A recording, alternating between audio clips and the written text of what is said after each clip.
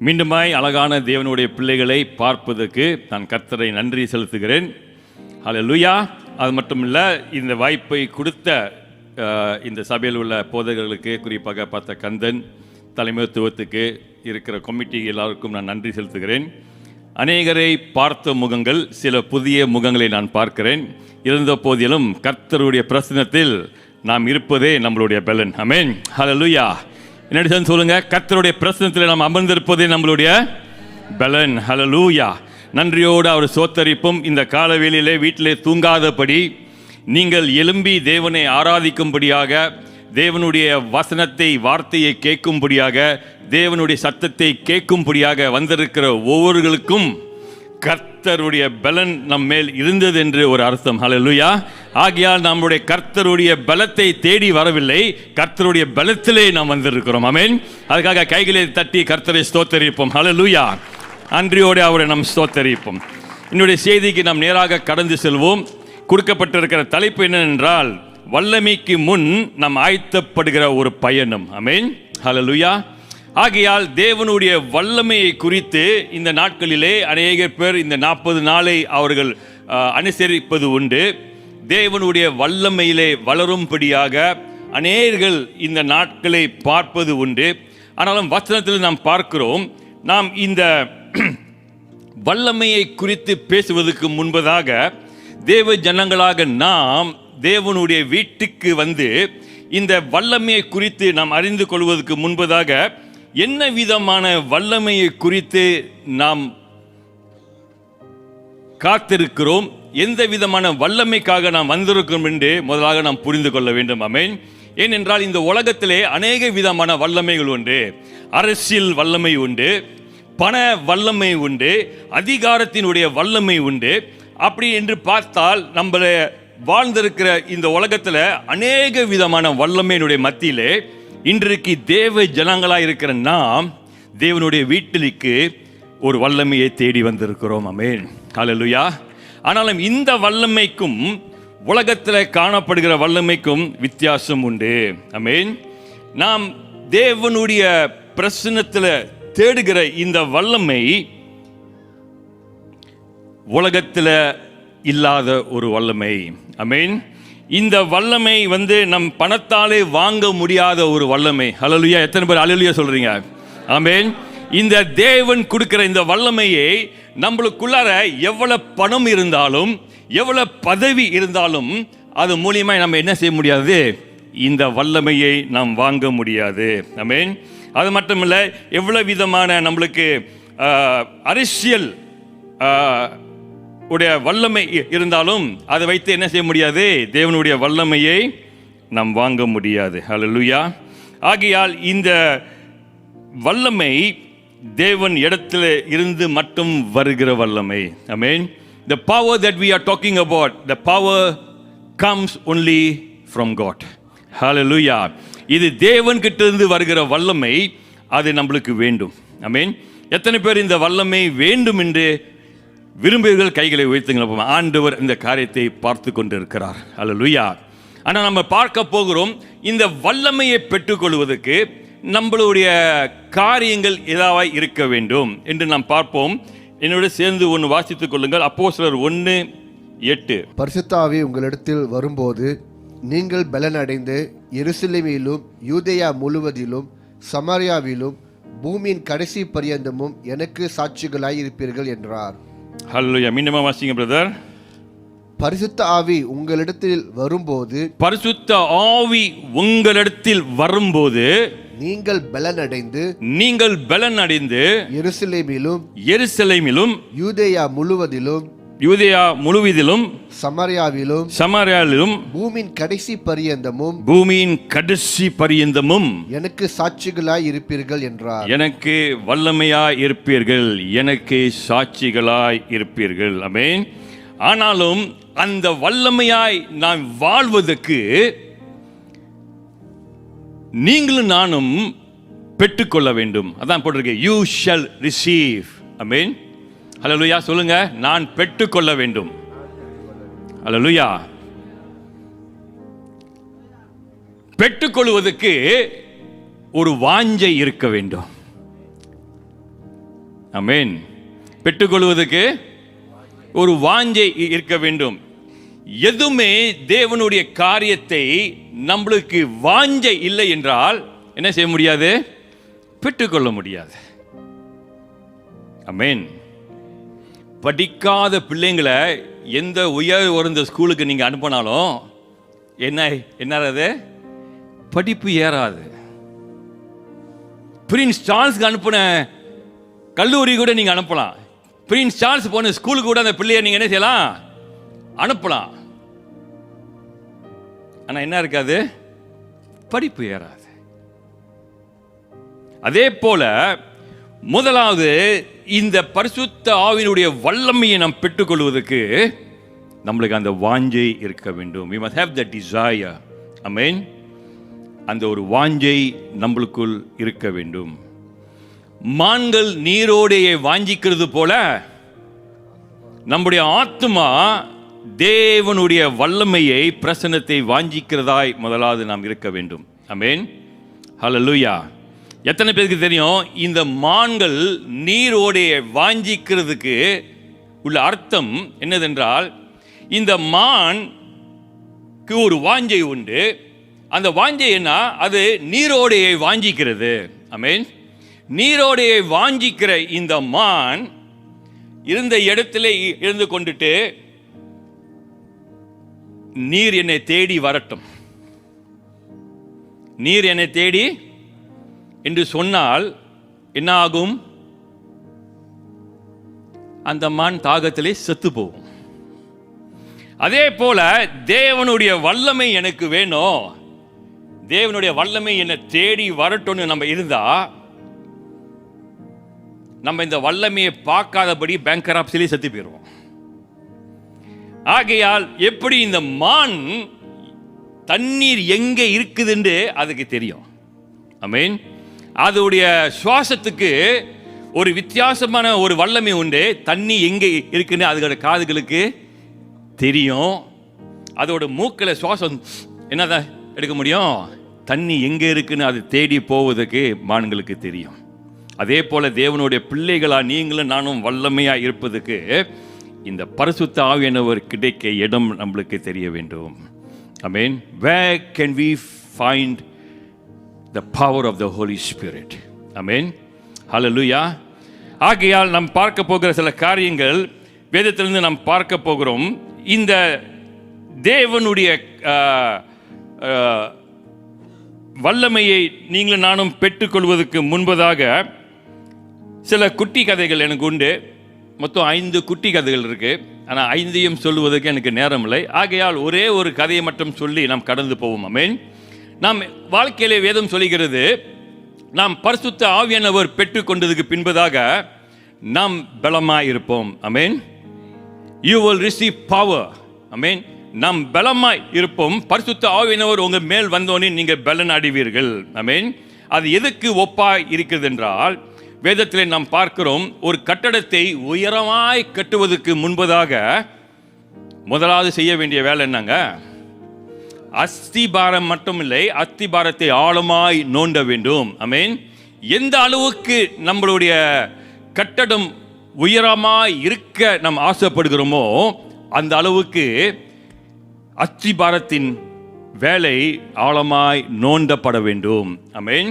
இந்த கட்டடம் எழும்புவதற்கு முன்பதாக நீங்க பார்த்தீங்கன்னா அநேக மாதங்களாய் அந்த கட்டடத்தை சுற்றி வர ஒரு ஃபென்ஸ் போட்டு வச்சிருப்பாங்க.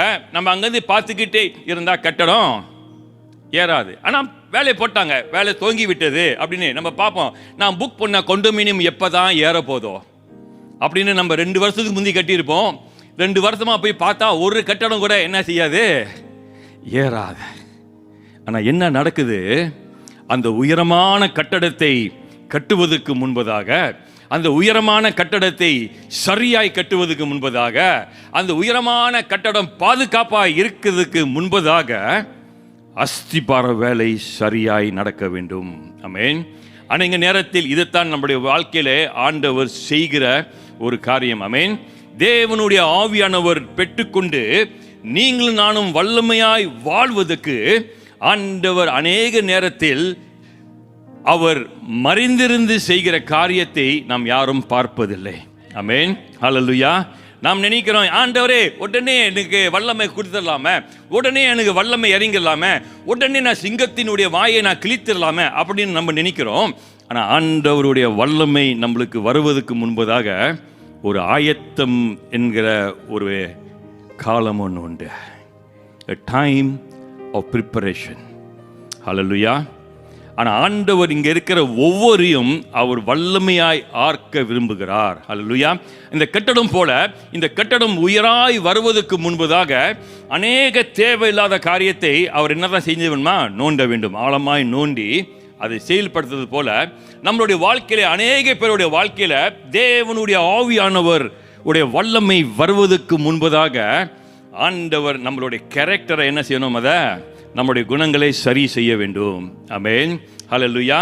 நம்முடைய குணங்களை சரி செய்யாதபடி, நம்மளுடைய எண்ணங்களை சரி செய்யாதபடி, நம்மளுடைய யோசனைகளை சரி செய்யாதபடி, நம்முடைய வாஞ்சைகளை சரி செய்யாதபடி அந்த வல்லமை வந்தாலும் அது ஆசீர்வாதமாக இருக்காது என்று ஆண்டவர் அறிந்திருக்கிறார். ஆமென். ஆனால் தான் அவர் சொல்லுகிற ஒரு காரியம், அவர் புது திராட்சை ரசத்தை பழைய துருத்தியில ஊத்த முடியாது. I mean, God can never pour the new wine into the old wine skin. Amen. Hallelujah. என்ன ஆகும், அப்படியே ஊத்தினாலும் வெடிச்சிரும். அந்த பழைய துருத்திக்கு அந்த புதிய அபிஷேகத்தை, அந்த புதிய திராட்சை ரசத்தை காத்து கொள்வதற்கு அதுக்கு என்ன இல்லை, வல்லமை இல்லை. ஆமென். அநேக பேர் இதான் நம்ம சொல்றோம், கூயவன் கையிலே நான் களிமண் என்று சொல்லுகிறோம். நல்லதுதான். ஆமென். ஆனால் அந்த கூயவனுடைய கையில் இருக்கிற களிமண் நீங்களும் நானும் நாம் இருக்கும்போது அநேக நேரத்தில் அவர் சீக்கிரமாக வணிந்து அதை பாய்க்க வேண்டும் என்று அவர் விரும்புகிறார். ஆமென். ஆனால் அநேக நேரத்தில் அந்த கூயவன் கையில் இருக்கிற இந்த களிமண் அவர் அழகாக வணிந்து அவர் வெளியிலே அதை பயன்படுத்துவதற்கு முன்பதாக ஒரு பயிற்சி ஒன்று உண்டு. Amen. There is a test for the vessel that the potter is making before he can send it out. என்ன அதுக்கு கொடுக்கிற பயிற்சி, அதை தூக்கி எங்க தான் வைக்கணும், நெருப்புல வைக்கணும். ஆமென். இதுதான் நம்மளுக்கு பிடிக்காத ஒரு காரியம். நம்ம நினைக்கிறோம், ஆண்டவர் என்னை நேசிக்கிறார், தேவனுடைய வல்லமையிலே நான் வல்லமையா கிரியை செய்யணும். ஆனால் அந்த கிரியை செய்வதற்கு முன்பதாக அவர் வைத்திருக்கிற அந்த மத சோதனை நெருப்புல வைக்கணும். ஆமென். ஆண்டவரே எரியுது, எரியும். அழகாக ஒரு பாடலை பாடணும், அக்கினி அக்கினி. ஆமென். அந்த அக்கினி தான் என்ன செய்கிறது, நம்மளை சோதித்து பார்க்கிறது என்று நாம் மறந்துட வேண்டாம். ஆமென். அக்கினியோட சோதனை வேற எதுக்குமே இல்லை, உங்களையும் என்னையும் இந்த தேவனுடைய வல்லமையை நம்மளுடைய பாண்டத்தில் நாம் காத்து கொள்வதற்கு நம் தகுதி உள்ளவர்களா என்று பார்க்கும்படியாக அந்த அக்கினி வந்திருக்கிறது என்று நாம் நினைவு கூறுவோம். ஆமென். ஆகையால் இந்த விதமான காரியத்தை நாம் நினைத்து கொண்டு முதலாவது ஒரு காரியத்தை நாம் போவோம்.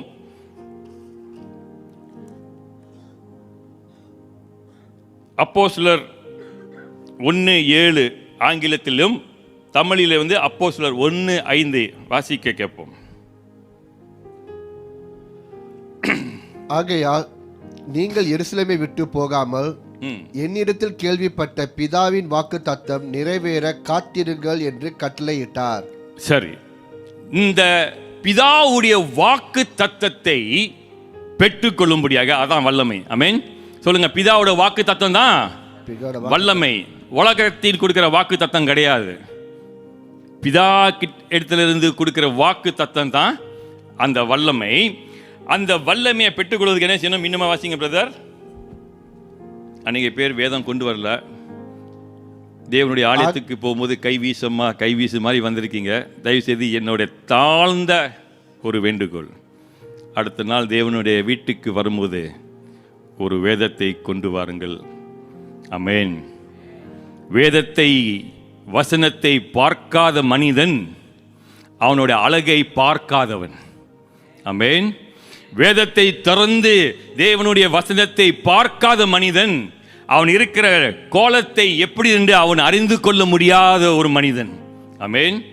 வேதம் உடைய வார்த்தை என்பது நம்மளுக்கு முன்பதாக இருக்கிற கண்ணாடி போல. ஆமென். நாம் நின்று அதிலே பார்க்கும்போது நம்மளுக்கு அழகுபடுத்துகிற காரியத்தையும் நாம் பார்க்க முடியும், சரியில்லாத காரியத்தையும் நாம் என்ன செய்ய முடியும், அந்த கண்ணாடியிலே பார்க்கிறது போல இந்த கையில் கொடுத்திருக்கிற இந்த தேவ வசனம், ஆமென், நம்மளை அழகுபடுத்துகிற ஒரு காரியம். அது மட்டும் இல்லை, இதுதாங்க தேவனோட வல்லமை. ஹல்லேலூயா, ஆமென். இதை பார்க்காத மனிதன், இதை வாசிக்காத மனிதன், இதில் தியானம் பண்ணாத மனிதன் வல்லமையை பெற்றுக்கொள்ள முடியாது. ஹல்லேலூயா. ஆகையால் தாழ்மையோடு நான் கேட்டுக்கொள்கிறேன், நான் உங்களுடைய தலைமை போதகர் அல்ல, ஆனாலும் கிறிஸ்துவுக்குள் நம்மளுக்கு கொடுக்கப்பட்டிருக்கிற ஒரு காரியத்துக்கு நன்மை பெற்றுக்கொள்ள வேண்டும் என்றால் வேதத்தோடு வாருங்கள். ஆமென். ஹல்லேலூயா. வேதம் உங்களை மாற்றும், வேதம் உங்களை வல்லமையாக ஆக்கும். ஆமென். அதில் எந்த விதமான சந்தேகமும் இல்லை. சரி, மீண்டுமா வாசிங்க பிரதர். ஆகையால் நீங்கள் எருசலேமை விட்டு போகாமல் என்னிடத்தில் கேள்விப்பட்ட பிதாவின் வாக்குத்தத்தம் நிறைவேற காத்திருங்கள் என்று கட்டளையிட்டார். ஓகே, மீண்டுமா இன்னொரு வாட்டி வாசிங்க. இன்னும் ரொம்ப பேருக்கு இன்னும் அந்த வசனத்துக்கே வரலன்னு நினைக்கிறேன். ஓகே. ஆகையால் நீங்கள் எருசலேமை விட்டு போகாமல், எருசலேமை விட்டு போகாதீர்கள். எதுக்கு சொன்னாரு? என்னிடத்தில் கேள்விப்பட்ட பிதாவின் வாக்குத்தத்தம் நிறைவேற காத்திருங்கள் என்று கட்டளையிட்டார். அந்த வாக்கு தத்தம் என்ன? அதுதான் பரிசுத்த ஆவியானவர். ஆமென். அப்ப நீங்களும் நானும் எருசலேத்தை விட்டு போயிட்டா என்ன நடக்கும்?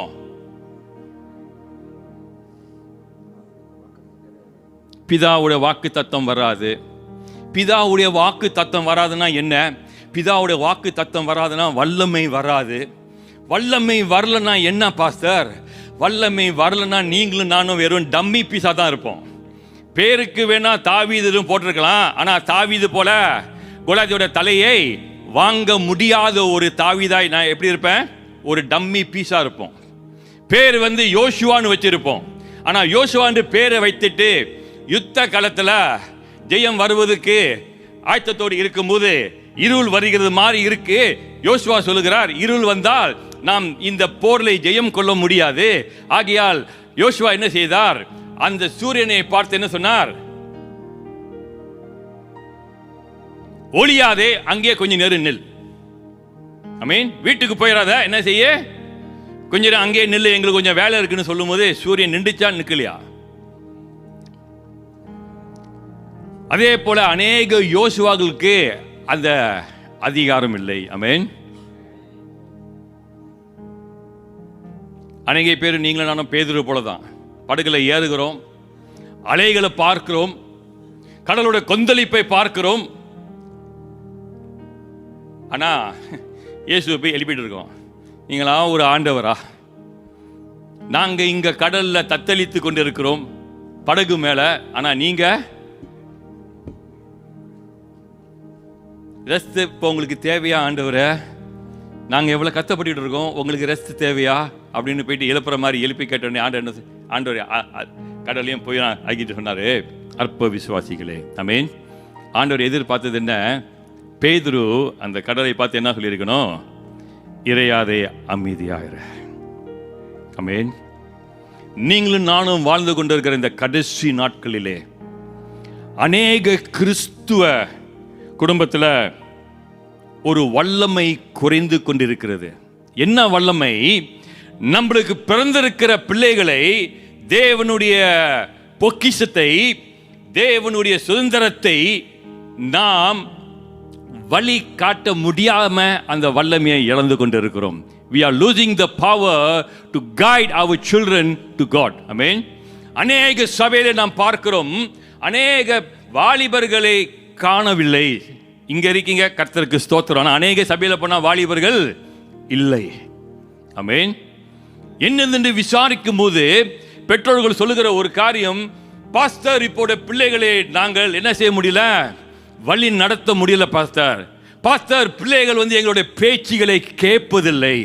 பாஸ்டர் பிள்ளைகள் இப்ப எங்களோட வீட்டிலேயே இல்ல பாஸ்டர். ஆமென். வீட்டில் இல்லாதது ஒன்று. ரெண்டாவது, ஒரு ஒரு கண்ணீருக்குரிய ஒரு காரியம் என்னன்னா, அநேக கிறிஸ்துவோடைய பிள்ளைகள் விசுவாசத்திலே இல்லை. ஆமென். அதை வழி நடத்துகிற வல்லமை கூட இழந்த அநேக பெற்றோர்கள் உண்டு. ஆமென். ஆனாலும் ஆண்டவர் விரும்புகிற ஒரு காரியம், நீங்களும் நானும் இந்த தேவனுடைய வல்லமையை பெற்றுக்கொள்ள வேண்டும் என்றால் நாம் தங்கியிருக்க வேண்டிய இடம் எருசலேம். ஆமென். எருசலேமை விட்டு போகாதீங்க. எருசலேத்துக்கு என்ன அர்த்தம்? வேதத்திலே நீங்கள் வாசித்தீங்க என்றால் வேதத்திலே ஒரு அர்த்தம் கொடுக்கப்படும். அது சமாதானத்தின் ஸ்தலம். ஆமென். Jerusalem means is a place of peace. சமாதானத்தினுடைய ஸ்தலம். ஆமென்.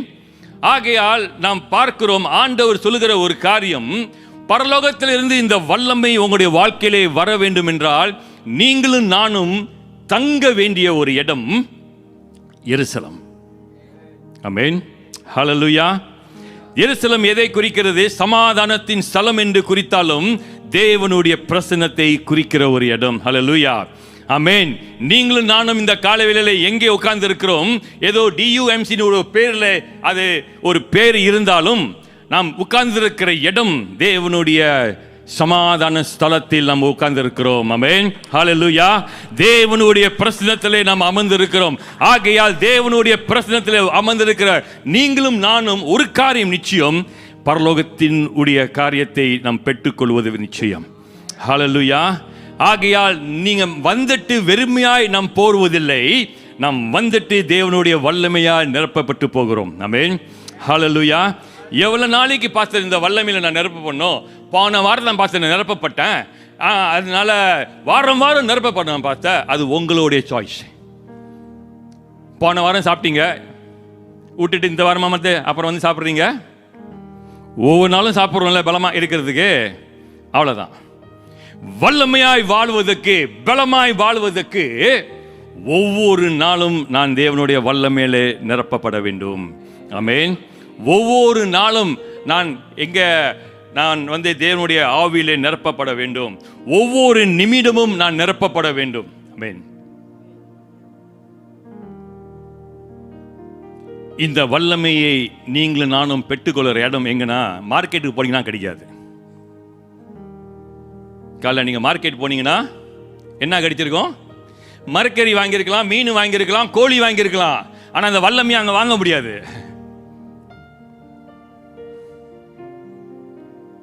ஒருவேளை அதை விட்டுப்பட்டு யாராவது நீங்க ஜிம்முக்கு போக உங்க ஆசையா இருந்தா பிரச்சனையே இல்லை. ஜிம்முக்கு போயிருந்தீங்கன்னா நீங்க வந்து தேவனுடைய வல்லமையை வாங்க முடியாது, வேர்வையை சிந்தி தான் வந்திருப்பீங்க. வேர்வையை சிந்தறதுனால நம்ம வல்லமையை வாங்க முடியாது. அதுக்கு இருக்க வேண்டிய இடம் தேவனுடைய பிரசன்னம். ஹல்லேலூயா. ஆமென். கைகளை தட்டி கர்த்தரை ஸ்தோத்திரிப்போமா. நீங்க நினைக்கலாம், ஒருவேளை நான் பலவீனத்தோடு நாங்க வந்திருக்கேன். ஆனா தேவனுடைய ஆவியில நிரப்பப்படுங்க. கடந்து போகும்போது தேவனுடைய வல்லமையில நம்ம போவோம். ஆமென். ஹல்லேலூயா. ஒருவேளை எனக்கு காலைவெளியில நம்ம தேவனுடைய பிரசன்னத்துக்கு வரும்போது தோல்வி அடைந்த விதமாய் நம்ம வந்திருக்கலாம். நம்முடைய வீட்டில் அநேக விதமான தோல்வியை கடந்து வந்திருக்கலாம். ஆனா தேவனுடைய பிரசன்னத்தில் நிரப்பப்பட்டு போன கையோட நம்ம எப்படி தெரியுமா போவோம்? அந்த வீட்டில் இருக்கிற எந்த பிசாசுன்னு நம்மளுக்கு தெரிந்து அதை எத்துருக மாதிரி நம்ம போவோம். ஆமென். அதுதாங்க தேவனுடைய வல்லமை நம்மளுக்கு செய்கிற ஒரு காரியம். ஹல்லேலூயா. ஆகையால் என்ன செய்யாதீங்க, எருசலேமை விட்டு போயிடாதீங்க. தேவனுடைய பிரசன்னத்தில் இருக்கும்படியாக நம்முடைய வாஞ்சை இருக்க வேண்டும்.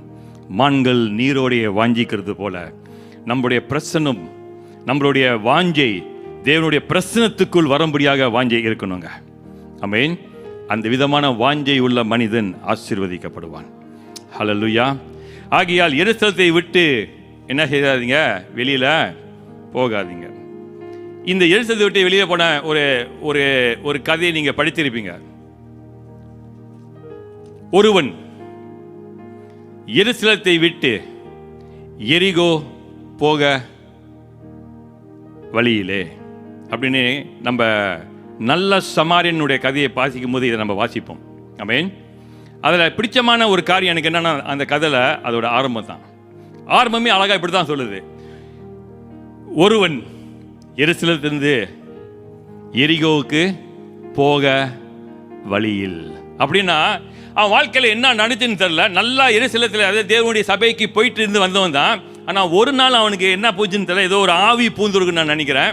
அந்த ஆவி பூந்த கையோட சபையில் இருந்த ஒரு மனிதன் இப்போ அவனுக்கு வந்து மாறிடுச்சு. அடிக்கடி சபைக்கு தானே போயிட்டு வரோம். இன்றைக்கி எங்கே போவோம்? எரிகோவுக்கு போவோம். ஓகே, எரிகோ வந்து ஒரு சுற்றுலா. எரிகோ வந்து ஒரு அழகான ஒரு இடம். ஐ மீன், ஆனால் அதில் அந்த கதை எங்கே இருக்குன்னு யாருக்கு தெரியும்? வாசிங்க, எடுத்தவங்க வாசிங்க பார்ப்போம். இயேசு பிரதியுத்தரமாக, ஒரு மனுஷன் எருசலேமிலிருந்து எரிகோவுக்கு போகையில், பார்த்தீங்களா, எரிசலேமில் இருந்து எரிகோ போகையில் கள்ளர் கையில் அகைப்பட்டான். கள்ளர் கையிலே அகப்பட்டான். ஆமென். தேவனுடைய பிரசன்னத்தை விட்டு நாம் வெளியேற நினைக்கிற போது என்ன நடக்கும்னா, யார் கையில் மாட்டுவோம்? கள்ளர் கையில். ஆமென். வேதம் சொல்லுகிற கள்ளன், வேதம் சொல்லுகிறது, அவன் கொல்லவும் திருடவும் அழிக்கவும் இன்றி வேற எதுக்கும் அவன் வருவதில்லை. ஆமென். A thief comes to steal, kill and destroy. ஆமென். ஆகையால் நாம் எருசலேமுடைய தேவனுடைய பிரசன்னத்தில் நாம் தங்கியிருப்பது ஒரு உன்னதமான ஒரு காரியம். ஆமென். இந்த தேவனுடைய பிரசன்னத்தில், தேவனுடைய எருசலேத்தை தங்கியிருக்கிறதுக்கு காரணம் என்னன்னா, stay where God present is. Amen. தேவனுடைய பிரசன்னம் எங்கே இருக்கோ அங்கே என்ன செய்யுங்க? தங்கியிருங்கள். ஆமென். தேவனுடைய பிரசன்னம் எங்கே இருக்கோ அங்கே தங்கியிருங்க. ஹல்லேலூயா. நாம் வீட்டில் வேதத்தை எடுத்து வாசிக்கும் போது என்ன நடக்குதுங்க? நாம் வீட்டில் வேதத்தை எடுத்து வாசிக்கும் போது தேவனுடைய பிரசன்னம் அங்கே இருக்கிறது. ஹல்லேலூயா. ஏனென்றால் தேவனே வார்த்தையாக இருக்கிறார். ஹல்லேலூயா. ஆகையால் ஒவ்வொரு வட்டியும் நான் சொல்ற ஒரு இந்த தேவனுடைய பிரசன்னம் தங்கிருங்கன்னா சபைக்கு வர வேண்டிய காரியம் அல்ல. ஆமென். It is not that we always have to run to the house of God to say that I dwell in the presence of God. ஆமென். இந்த தேவனுடைய பிரசன்னத்தில் நாம் காத்திருப்பதற்கு அநேக காரியங்கள் உண்டு. முதலாவது, நீங்களும் நானும் ஒவ்வொரு நாளும் தேவனுடைய வார்த்தையில் நாம் தங்கி இருக்கும் போது தேவனுடைய பிரசன்னத்தில் நம்ம தங்கி இருக்கிறோம்.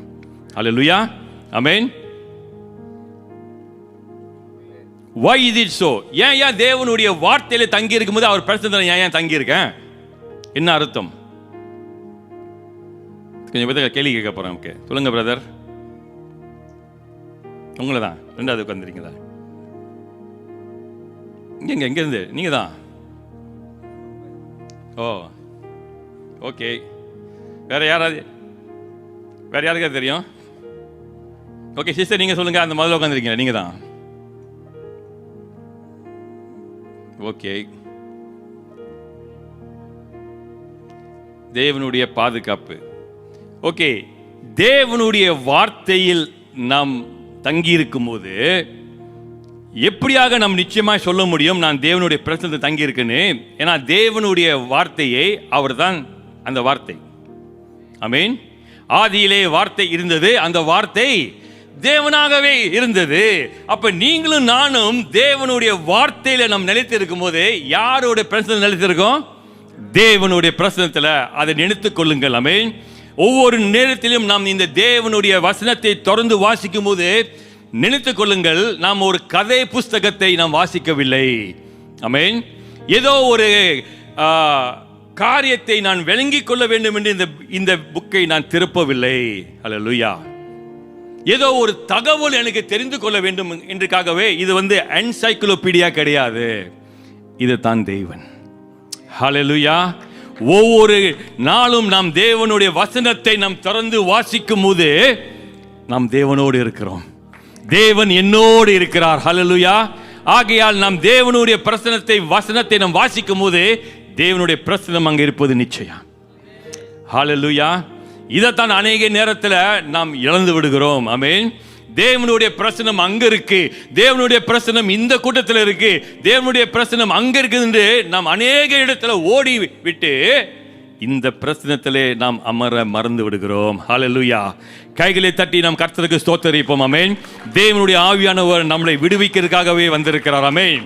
இந்த தேவனுடைய பிரசன்னத்தில் எருசலேமில் நாம் தங்கி இருக்கும் போது நிச்சயமாக நாம் வல்லமையை பெற்றுக்கொள்வோம். ஹல்லேலூயா. நிச்சயமாக இந்த வல்லமையை பெற்றுக்கொள்வது ஒரு நிச்சயம் என்று நான் அறிந்திருக்கிறேன். ஆமென். இதுக்கு ஏற்ற ஒரு வசனத்தை சொல்லுகிறேன், எழுதிக் கொள்ளுங்கள், வீட்டில் போய் நீங்கள் வாசிங்கள். 2 நாளாகமும் 6:6. ஆமென். ஹல்லேலூயா. 2 நாளாகமும் 2 Chronicles 6:6. ரெண்டாவது ஒரு வசனம் 1 ராஜாக்கள் 8:10-11 வரை. 1 ராஜாக்கள் 8ஆம் அதிகாரம் வசனம் 10-11 வரை. மூன்றாவது ஒரு வசனம் சங்கீதம் 132. இதை எழுதி கொள்ளுங்கள், அப்புறம் நம்ம வீட்டில் போய் நீங்கள் அதை வாசிங்க. சங்கீதம் 132 13-14 வரை. ரெண்டாவது காரியம், முதல்ல சொன்ன இந்த எருசலேம் வந்து என்னது? தேவனுடைய பிரசனம் இருக்கிற ஒரு சமாதானத்தின் ஸ்தலம். It's where the God's presence is. So Jerusalem is equals to the presence of God. Amen. எருசலேம் ஏன் சொன்னாரு? நீங்கள் எருசலேத்தில் தங்கியிருங்கனே, தேவனுடைய பிரசனம் எங்கே இருக்கோ அங்கே நீங்கள் என்ன செய்யுங்க? தங்கியிருங்க. அதில் நம்ம பார்த்த ஒரு காரியம், நம் தேவனுடைய வார்த்தையை வாசிக்கும் போதே தேவனுடைய பிரசனத்தில் தங்குற ஒரு அனுபவம். ரெண்டாவது நாம் பார்க்கிறோம், எடுத்து வாசிங்கள், அப்போஸ்தலர் 1ஆம் அதிகாரம் வசனம் 13-15 வரை. The book of Acts chapter 1 verse 13-15. அவர்கள் அங்கே வந்தபோது மேல் வீட்டில் ஏறினார்கள். அதில் பேதுருவும் யாக்கோபும் யோவானும் அந்திரேயாவும் பிலிப்பும் தோமாவும் பர்த்தொலோமேயுவும் மத்தேயுவும் அல்பேயுவின் குமாரனாகிய யாக்கோபும் சேலோத்தே எண்ணப்பட்ட சீமோனும் யாக்கோபின் சகோதரனாகிய யூதாவும் தங்கியிருந்தார்கள்.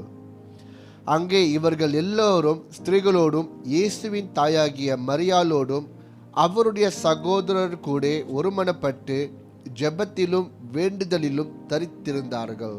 மினிமம் வாசிங்க பிரதர். அவர்கள் அங்கே வந்தபோது மேல் வீட்டில் ஏறினார்கள். ஓகே, எங்கே வந்தபோது? எருசலேம் வந்தபோது. ஆமென். எருசலேம் வந்தபோது எங்கே ஏறினார்களாம்? மேல் வீட்டிலே ஏறினார்கள். ஓகே, ஏறி அதில் பேதுருவும் யாக்கோபும் யோவானும் அந்திரேயாவும் பிலிப்பும் தோமாவும் பர்த்தொலோமேயுவும் மத்தேயும் அல்பேயுவின் குமாரனாகிய யாக்கோபும் செலோத்தே எண்ணப்பட்ட சீமோனும் யாக்கோபின் சகோதரனாகிய யூதாவும் தங்கியிருந்தார்கள். அங்கே இவர்கள் எல்லாரும் ஸ்திரீகளோடும் இயேசுவின் தாயாகிய மரியாளோடும் அவருடைய சகோதரரும் கூட ஒருமனப்பட்டு ஜெபத்திலும் வேண்டுதலிலும் தரித்திருந்தார்கள். ஹல்லேலூயா. ஆமென். அப்ப இங்க நாம் பார்க்கிற இரண்டாவது காரியம், Jerusalem is a place of waiting. அவர்கள் காத்திருக்கிற ஒரு இடம். ஆமென். இவர்களை எருசலேத்திலே இந்த மேல் வீட்டில் போய் காத்திருக்க சொன்னது யாரு? இயேசு. ஆமென். இந்த இடத்துல நீங்கள் நானும் ஒரு கேள்வி கேட்கலாம், இவ்வளவு நாளும் இவங்க இயேசுவோடு தானே இருந்தாங்களா இல்லையா? இந்த 12 சீஷர்களும் எங்க இருந்தாங்க? இயேசுவோடு இருந்தாங்க. நான் இயேசுவோடு நடந்திருக்கிறேன் பாஸ்டர், நல்லது தான். இந்த 12 சீஷரும் இயேசுவோடு தான் என்ன செஞ்சாங்க? நடந்தாங்க. இந்த 12 சீஷரும் இயேசு செஞ்ச அற்புதத்தை பார்த்தவங்க தான். நாங்க பார்க்காத அற்புதமா பாஸ்டர்? அப்பத்தை இப்படி பிச்சு பிச்சு கொடுக்குறாரு பாஸ்டர், அப்போ அப்படியே போய்கிட்டே இருக்கு, எல்லாமே சாப்பிட்டு மிச்சம் 12 கூட. அந்த மாதிரி அற்புதம் நீங்கள் நானும் பார்த்துருக்குமா? பார்த்ததில்லை. அப்படி ஒரு அற்புதத்தை பார்த்தவர்களுக்கு இயேசு சொல்லுகிறார், இந்த வல்லமை வேணும்னா நீங்க எங்க இருக்கணும்? மேல் வீட்டில் போய் காத்திருங்க. சீஷர்கள் கேட்டார்கள், கீழ்ப்படிதல். ஆமென். ஆனா நம்ம அந்த விதமான அற்புதத்தை நம்ம பார்க்கிறதே கிடையாது. ஆனா மேல் வீட்டு அறிக்கும் போறதும் கிடையாது. ஆனா உலகத்தை தலைகீழ மாத்துறதுக்கு உள்ள வல்லமை வேணும்னு ஆசைப்படுகிறோம். ஆனா தான் நம்ம உலகத்தை தலைகீழ மாத்துறதுக்கு போல நம்ம தலைகீழ மாறிடுறோம். புரியுதா? ஏன்னு தலைகீழ உலகத்தை மாத்தினவர்கள் இயேசுவோடு நடந்தார்கள், இயேசுவோடு இருந்தார்கள், இயேசுவை பார்த்தார்கள், இயேசுவோட மடியிலே படுத்தார்கள். இவ்வளவோ செய்து கூட அவர் சொல்லுகிற ஒரு காரியம், மேல் வீட்டிலே காத்திருங்கள். ஆமென். You need a personal encounter. Hallelujah. ஆமென். அநேக நேரத்தில் நாம் கூட்டத்தோடு தேவனை ஆராதிக்கிறது நல்லது. ஆனால் இன்றைக்காவது சொந்தமாக தேவனை ஆராய்ச்சிருக்குமா? அந்த ஒரு அனுபவத்துக்குள்ளார வரணும். ஆனால் இங்கே வந்து போனவங்க எல்லாமே கூட்டத்தோடு தான் போனாங்க. கொஞ்சம் பேர் ஆண்டவர் சொல்கிறாரு, எல்லாம் தேடி என்ன சொல்லுங்கள், நீங்கள் மேல் வீட்டுக்கு போங்க. ஓகே, இந்த மேல் வீட்டை குறித்து இது வந்து ஒரு சரித்திர ஒரு ஃபேக்ட்ஸு. இந்த மேல் வீட்டை குறித்து நான் பார்க்கும்போது, இந்த மேல் வீடும் இயேசு காட்டி கொடுக்கப்பட்ட அந்த இரவு கடைசி போஜனை பண்ணின அந்த மேல் வீடும் ரெண்டும் ஒன்று தான். ஹல்லேலூயா, ஆமென். அப்படி என்றால் ஆண்டவர் இவர்களை மேல் வீட்டிலே காத்திருக்கிற சொன்னதுக்கு என்ன காரணம்? ஆண்டவர் அவர் சிலுவைக்கு போருவதற்கு முன்பதாக இதே மேல் வீட்டில் உட்கார்ந்திருந்து இவர்கள் செய்ய வேண்டிய அநேக காரியத்தை ஆண்டவர் இவர்களோடு பேசின ஒரு இடம். ஆமென். காட்டு கணக்கு கொடுத்த அந்த இரவு தேவனுடைய ராஜ்யத்தை குறித்து நான் போனதுக்கு பின்பதாக நீங்கள் என்ன செய்யணும்னு அநேக காரியத்தை அந்த இரவு ஆண்டவர் சீஷரோடு பேசின ஒரு காரியம். ஆமென். அதுக்கு பின்பதாக அவர்களை அதே மேல் வீட்டில் அவர் காத்திருக்கிற சொன்னதுக்கு நோக்கம் என்ன? வேதம் சொல்லுகிறது, உங்கள் மேல் இந்த பரிசுத்த ஆவியானவர் வருவார்.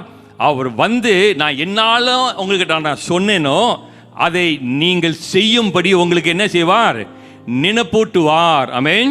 தேவனுடைய வல்லமையை நம்ம பெற்றுக்கொண்டாலும் அந்த தேவனுடைய வல்லமையிலே தேவனுடைய ஆவியானவர் இருக்கிறதுக்கு காரணம் என்ன? நாம் எதுவுமே சொந்தமாய் செய்யாதபடி தேவன் சொல்லுகிறதை நீங்களும் நானும் அப்படியாக செய்யும்படியாக மேல் வீட்டில் காத்திருக்கிற ஒரு அனுபவம். ஹல்லேலூயா, ஹல்லேலூயா. அநேக நேரத்தில் நம்மளுடைய பிரச்சனை என்னதென்றால், ஏன் இந்த வல்லமையை நம்ம இழந்துறோம்னா அந்த தேவன் சொன்ன காரியத்தை நாம் மறந்து விடுகிறோம். ஆமென். சீஷர்களுடைய வாழ்க்கையிலே ஆண்டவராகிய இயேசு கிறிஸ்து அப்படி சொல்வது உண்மையானால் உங்கள் வாழ்க்கையிலும் அதை காட்டிலும் மேலானது. ஆமென். ஏன்னா நம்ம மறந்துடுறோம். சொல்லுங்க, பக்கத்தில் பார்த்தேன். ஆமாம், நம்ம மறக்கிற ஆளு தான். அன்னைக்கு குடும்பத்தில் மனைவி கணவனுடைய ஃபோன் நம்பரை அவங்க வச்சுருப்பாங்க. அன்னைக்கு கணவன் வீட்டில் இருக்கிற பிரச்சனை மனைவியோட ஃபோன் நம்பரே தெரியாது. ஆமென். என் வாழ்க்கையில் அந்த பிரச்சனை வர வேணான்னு ஒரு வாரம் உட்காந்து நம்பரை என்ன பண்ணேன்? மெமரைஸ் பண்ணேன். வேறு யார் நம்பர் மறந்தாலும் பரவாயில்ல. ஆனால் இன்ன வரைக்கும் என் ஒய்ஃபோட நம்பர் ஒன்று தான் எனக்கு தெரியும். பிள்ளைக்கு நம்பரை கேட்டிங்கன்னா கொஞ்சம் ஓகே. ஏன்னா நம்மளுக்கு மெமரி பிரச்சனை. ஆமென். இது நம்ம உணர்ந்து கொள்ளணும். நம்மளுக்கு என்ன பிரச்சனை? மெமரி பிரச்சனை. இந்த ஃபோன்லாம் நம்ம கையில் வர்றதுக்கு முன்பதாக, கால்குலேட்டர்லாம் வருவதற்கு முன்பதாக அநேக நம்பர் இங்கே என்ன இருக்கும்? ஞாபகம் இருக்கும். ஒரு காலத்தில் இந்த மெயின் லைன் நம்பர்லாம் நம்ம மைண்டில் அப்படியே தான் இருக்கும். ஸோ நம்ம வாழ்ந்து கொண்டு இந்த காலத்தில் மெமரி பவர் இருக்குது. ஸோ அதனால தான் ஆண்டு சொன்னார், "Tarry for me in Jerusalem." ஹல்லேலூயா. நீங்களும் நானும் தேவனுடைய வல்லமையை பெற்றுக்கொள்வதற்கு அதோட ஒரு ஜேர்னி இருக்குங்க. ஒரு பயணம் இருக்குது. என்ன தெரியுமா பயணம்? காத்திருக்கிற ஒரு பயணம். ஆமென். வல்லமை வருவதுக்கு நம்ம என்ன செய்யணும்? காத்திருக்கணும். அந்த காத்திருக்கிற அந்த நேரத்தில் ஆண்டவருடைய வல்லமை வருவதுக்கு என்ன காரணம்னா, நீங்களும் நானும் உணர்ச்சி வசப்பட்டு நம்ம என்ன செஞ்சிடக்கூடாது? எதுவுமே செஞ்சிடக்கூடாது. நான் தான் இது நான் பார்த்துருக்கிறேன், இயேசு இப்படி தானே செஞ்சார் அப்படின்னுக்காக இல்லை. உங்களுடைய அழைப்பும் என்னுடைய அழைப்பும் இயேசு என்ன செஞ்சாருன்னு செய்யறதுக்கு நம்முடைய அழைப்பு கிடையாது. ஆனால் என் மூலியமா இயேசு என்ன செய்ய விரும்புகிறான்ற ஒரு அழைப்பு தான் உங்கள் அழைப்பும் என்னோட அழைப்பும். ஹல்லேலூயா, ஆமென். அதனால தான் நீங்களும் நானும் மேல் வீட்டில் காத்திருப்பது ரொம்ப முக்கியம். We have to wait and know, Lord, what do you want me to do? ஆமென். ஹல்லேலூயா. ஆகையால் இந்த வல்லமை பெற்றுக்கொள்வதற்கு முதலாவது என்ன சொன்னேன்? எருசலேமை விட்டு போயிடாதீங்க. அதுதான் சமாதானத்தினுடைய இடம். ரெண்டாவது என்ன இடம்? காத்திருக்கிற ஒரு இடம். ஆமென்.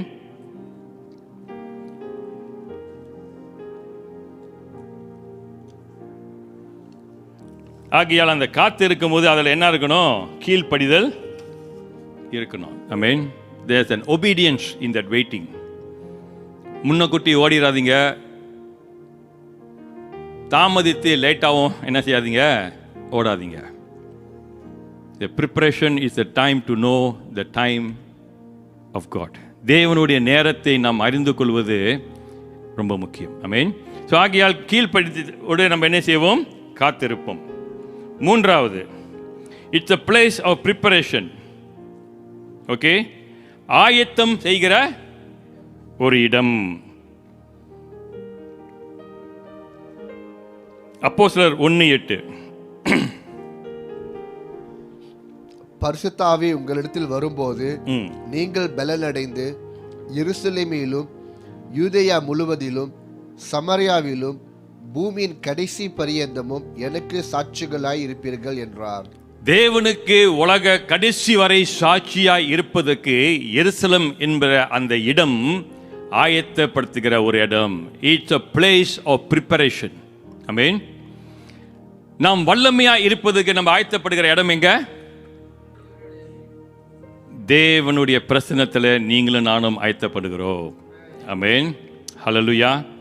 ஆகையால் தேவனுக்கு ஊழியம் செய்கிற நீங்களும் நானும் ஆயத்தப்படுவதற்கு நம்மளுக்கு இருக்க வேண்டிய வாஞ்சை தேவனுடைய பிரசனம். ஆமென். ஸோ தேவனுடைய பிரசனம் என்பது என்னது? அதான் சொன்னேன், சொல்லுங்க.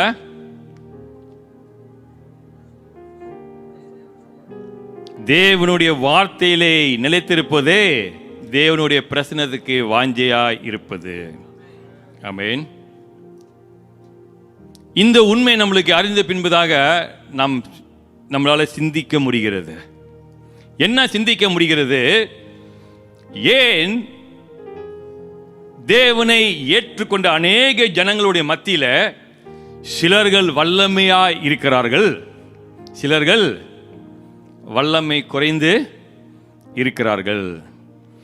ஏன் இந்த ஒரே விதமான தேவனுடைய ஆவி நிறைந்த பிள்ளைகளுடைய வாழ்க்கையில சிலர்கள் பெரிய பெரிய தேவ மனிதனை குறித்து பேசிக் கொண்டிருக்கிறோம், சிலவர் அவர்கள் பின்னாலே ஓடிக்கொண்டு இருக்கிறோம் என்பதை நாம் அறிந்து கொள்கிற ஒரு நிலைமை. ஆமென். தேவனுடைய வாஞ்சை அவர் உங்களுக்கும் எனக்கும் பரிசுத்த ஆவியானவரை கொடுத்ததுக்கு என்ன காரணம்னா, நம்மளை காட்டிலும் ஒரு பெரிய ஊழியக்காரன் பின்னதாக ஓடுவதற்காக அல்ல, நம்ம மூலியமாய் ஆண்டவர் என்ன செய்ய விரும்புகிறார் என்று அறிந்து கொள்ளும்படியாக நம்மளை ஆயத்த பண்ணுகிற ஒரு இடம். ஹல்லேலூயா. ஆமென். அந்த ஆயத்தம் நீங்களும் நானும் இந்த வசனத்தை வாசிக்காத வரை வராது. பேர்பட்ட ஒரு ஊழியக்காரன் பின்னால நாம் போவதனால அந்த வல்லமை வருவது கிடையாது. எழுதி கொள்ளுங்க. ஆமென். By just mere following the great man of God, the power of God is not going to rest on me.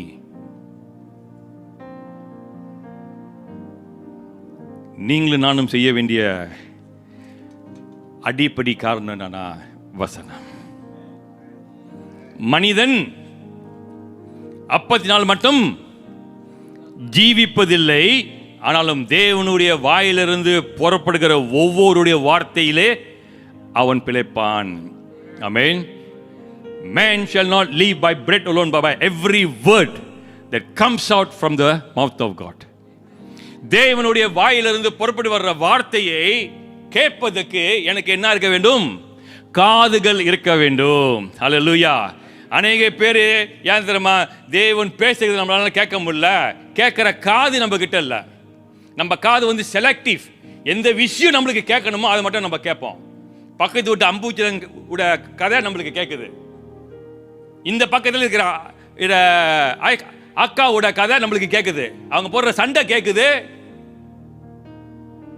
ஆனா தேவனுடைய சத்தம் மட்டும் கேட்க மாட்டேங்குது.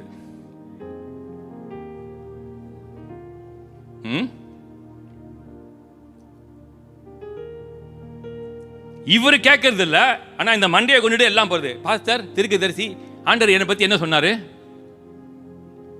உன்னை பத்தி ஏன் ஆண்டவர் என்கிட்ட பேசணும்? நீ தேவனுடைய பிள்ளை தானே,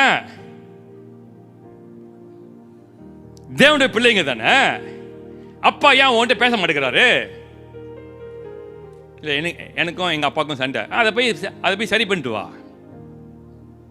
உனக்கும் உங்க அப்பாவுக்கும் சண்டைனா அதை போய் என்ன செய்ய? சரி பண்ணிட்டு போ. வேதம் அதான் சொல்லுது. காணிக்கை கூட போய் போடாத. யாராவது ஒரு பேர் குற்றம் இருந்துச்சுன்னா இந்த காணிக்கை போடுறதுக்கு முன்பதாகவே என்ன செய்யணுமா? அதே போல் உங்களுக்கும் பரலோகத்தில் இருக்கிற அப்பாவுக்கும் ஒரு பிரச்சனைனா அவர் உங்க கூட பேச மாட்டேங்கிறாருன்னா நீ வந்து இங்கே போடுற எந்த காணிக்கைக்கும் இட்ஸ் a வேஸ்ட். மணிக்கணக்காக ப்ராக்டிஸ் பண்ணி இங்கே வாசிக்கிற என்ன விதமான தாளந்தும் எல்லாம் waste.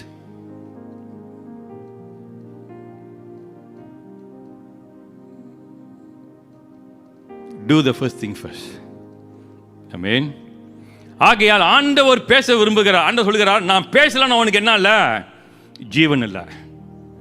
If I do not talk, you don't have life. Amen. நான் கண்டிப்பாக உங்க கூட நான் பேச ஆசைப்படுறேன். நான் பேசுகிறேன், உனக்கு ஜீவன் உண்டு. நான் பேசல, நீ செத்து போயிடுவ. அதான் சொல்றாரு. If God did not talk to us, ஆண்டவர் அவருடைய வார்த்தை மூலியமாய் என்னிடத்தில் அவர் பேசவில்லை என்றால் எனக்கு ஜீவன் இல்லை. வேற யாரும் பேசுறதுனால எனக்கு ஜீவன் வந்துட முடியாது. ஹல்லேலூயா. ஆண்டவர் ஒருவரே நம்மளிடத்தில் பேச வேண்டும். அதுதான் அவருடைய வல்லமை, அதுதான் அது ஜீவன். ஆமென். ஆகையால் அதை பிடித்து கொள்ளுங்க. யாக்கோபை போல மலை ஏறுறீங்களா? ஏறுங்க. யாக்கோபு போல இரவெல்லாம் ஜெபிக்க போறீங்களா? போங்க. யாக்கோபு போல பிடித்து கொள்ளுங்க. என்னான்னு பிடிச்சிங்க? ஆண்டவரே, நீ என்னை ஆசீர்வதிக்கலன்னா நான் என்ன செய்ய மாட்டேன்? விட மாட்டேன் ஆண்டவரே. என் சூழ்நிலைகள் மாற வைக்கும், நான் உங்களை என்ன செய்ய மாட்டேன்? விட மாட்டேன். அதுதான் தேவனுடைய பிரசனம். ஆமென். தேவனுடைய பிரசனம். நொடி பொழுது நம்முடைய சூழ்நிலைகள் மாறும். ஹல்லேலூயா. நொடி பொழுது நம்மளுடைய வாழ்க்கையுடைய காரியங்கள் மாறப்படும். என்ன காரணம்? மனிதனை பிடிக்காதீங்க. இப்போ போனதுக்கு அப்புறம் நீங்கள் என்ன பிடிச்சா கூட நோ பாயிண்ட். நான் அந்த சத்தியத்தை சொல்லிட்டு நான் பாட்டு போய்கிட்டே இருப்பேன். நான் தேவனை பிடிச்சிக்கணுங்க. அதே போல் நீங்களும் என்ன செய்யுங்க? தேவனை பிடிச்சிங்க. வார்த்தையை விடாதீங்க. ஆமென். அநேக கடைசி நாட்களிலே நமக்கு வல்லமை இல்லாததுக்கு காரணம் என்னென்றால் அநேக குடும்பத்தில் இந்த வார்த்தை இல்லை. ஆமென். அநேக குடும்பத்தில் ஜெபம் என்பதில்லை. நான் சொல்லுன்னு தப்பாக எடுத்துக்காதீங்க. நான் சொல்லுவதெல்லாம் உண்மை. உண்மையை தவிர வேறு ஒன்றுமில்லை. ஆமென். நம்ம வாழ்ந்து கொண்டிருக்கிற கடைசி நாட்களிலே அநேக கிறிஸ்தவர்கள் ஜெப செமினாருக்கு நம்ம போகிறோம். அதில் குறைச்சலே கிடையில. என்னால அதில் குறைச்சலே இல்லை. ஜெப செமினா ஆஃப்டர் ஜெப செமினா, அதில் ஒரு ஃபாலோ அப் செமினா, அதில் வர அப்படின்ட்டு அநேக ஜெப செமினாவை குறித்து நம்ம போகிறோம். ஆனால் என்ன தெரியுமா நம்ம பிரச்சனை? ஜெபிக்கிறதே இல்லை.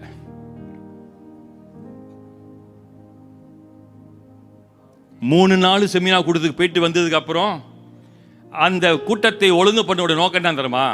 இந்த 3 நாள் உங்களுக்கு நாங்கள் சாப்பாடு கொடுத்து, உங்களுக்கு தண்ணியை கொடுத்து, இதை கொடுத்து, கொஞ்சம் அப்படியே கொஞ்சம் உலகத்தெல்லாம் கொஞ்சம் காட்டி, சீசைடு கடலில் ஓரத்தமாக காட்டி, பூங்காவனத்தை காட்டி, இதெல்லாம் நாங்கள் காட்டி உங்களுக்கு இந்த 3 நாளில் ஜெப செமினா வைக்கிறதுக்கு என்ன காரணம்னா, போயாவது நீங்கள் என்ன செய்வீங்க? ஜெபிப்பீங்க. ஆனால் நம்ம இதெல்லாம் என்ஜாய் பண்ணிட்டு வெரி குட் பாஸ்டர் அப்படின்னு சொல்லிட்டு வீட்டில் போயிட்டு என்ன செய்யறதில்ல? ஜெபம் பண்ணுறதே கிடையாது.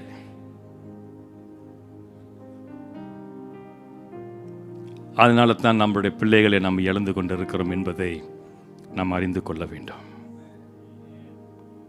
ஹல்லேலூயா. Seminar cannot give you the power. It's only God. ஹல்லேலூயா. கரத்தரங்கு நம்மளுக்கு அந்த வல்லமையை தர முடியாது. ஆண்டவர் ஒருவரே. ஹல்லேலூயா. ஆமென். கையை தட்டுறீங்க. உங்களை பற்றி சொல்லிட்டு நீங்கள் கையை தட்டுறீங்களான்னு எனக்கு தெரியல. எனவே கையை தட்டிருக்கீங்க. கர்த்தருக்கு ஸ்தோத்திரம். நாங்கள் அப்படி தான் பாஸ்டர் அப்படின்னு உங்களுக்கே நம்ம கை தட்டிக்கிறோம் நினைக்கிறேன். கர்த்தர் நல்லவர். ஹல்லேலூயா. பக்கத்து சொல்லுங்க, கர்த்தர் நல்லவர், என்னோடு பேசி கொண்டு இருக்கிறார். ஆமென். ஆண்டவருடைய பிரசன்னத்துக்குள் நம்ம போகும்போது நம்ம மாறப்படுகிறோங்க. we are changing day by day. ஆமென். நாளுக்கு நாளாய் நம்மெல்லாம் யாரு? புதிதாய் ஆக்கிற மனிதர்கள். ஆமென்.